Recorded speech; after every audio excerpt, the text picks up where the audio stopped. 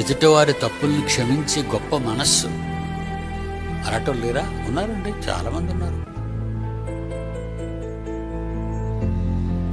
వాళ్ళ ప్రేమ గొప్పది.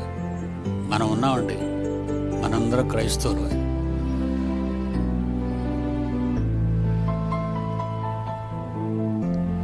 మనం పాపులమా కాదా ఆలోచించండి.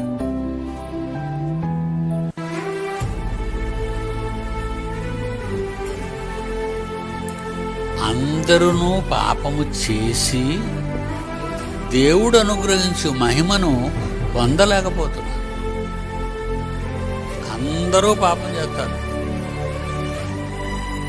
అందరూ పాపం చేస్తే ఈ పాపం చేసిన వాళ్ళ కోసం యేసుక్రీస్తు ఎందుకు రక్తం కార్చాడు?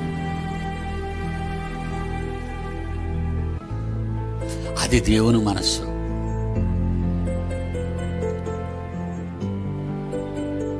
అది దేవుని మనస్సు, గొప్ప మనస్సు.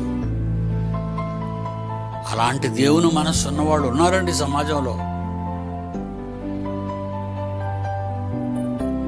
తన భార్య నేరస్తురాలైనా క్షమించి చేరదీసేవాళ్ళు. ఇంత మంచి మనసు. ఇంకా ఏమండి, బైబిల్ చదువుతుంటాం కదండి. బైబిల్లో ఎన్నో వాస్తవాలు, సత్యాలు, నగ్గన సత్యాలు.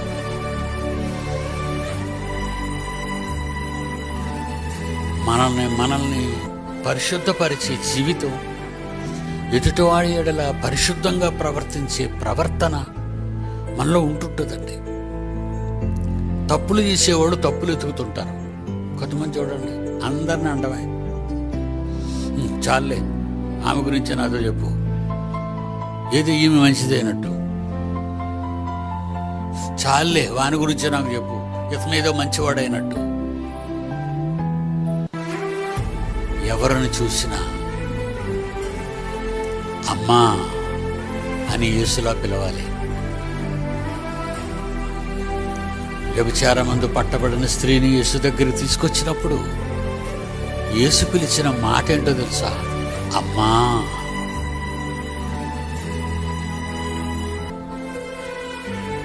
మనం అనాలండి, మనం అనాలి, అమ్మా అనాలి.